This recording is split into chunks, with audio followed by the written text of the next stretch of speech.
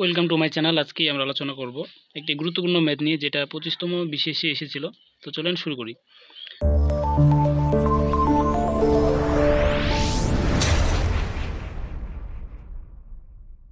তো কোশ্চেনে দেওয়া আছে একটি আয়তাকার ঘরের দৈর্ঘ্য বিস্তারের দ্বিগুণ, এর ক্ষেত্রফল 512 বর্গমিটার হলে পরিসীমা কত?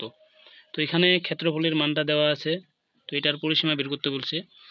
তো সেই জন্য আমরা এট ফার্স্ট আগে ধরে নিব যে ঘরটির হচ্ছে প্রস্থ বা বিস্তার।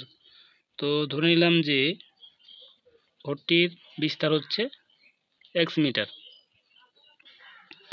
তো এখন যেহেতু বলছে যে ঘরের দৈর্ঘ্যটা হবে বিস্তারের দ্বিগুণ, তাহলে তো ঘরের দৈর্ঘ্য, তো যেহেতু দ্বিগুণ বলছে বিস্তারের, তাহলে হচ্ছে 2x মিটার। এখন এটার ক্ষেত্রফল আমরা বের করব। তো আমরা জানি যে আয়তাকারের ক্ষেত্রফল,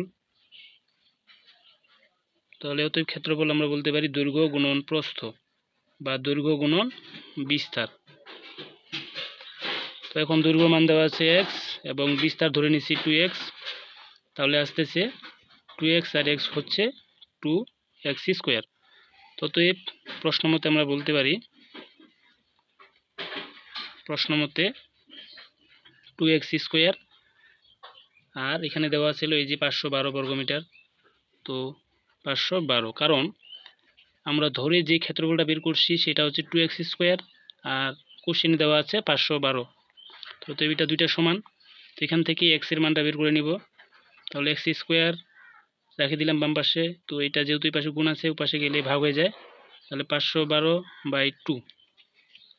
তো এটা যদি আমরা ভাগ করি তাহলে এটা আসতেছে 256।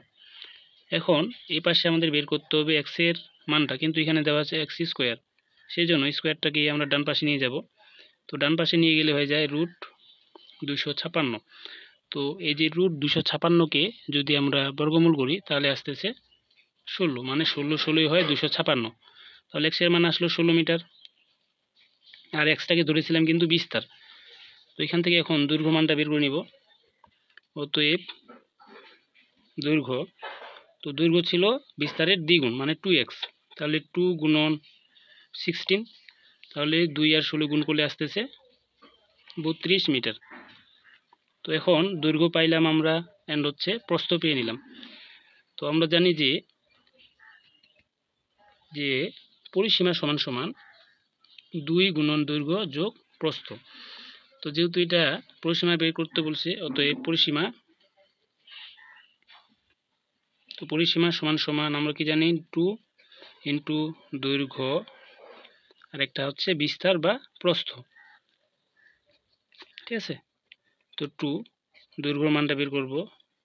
তো দৈর্ঘ্যর মানটা আমরা জানি 32, আর প্রস্থর মান আমরা পেয়েছি 16।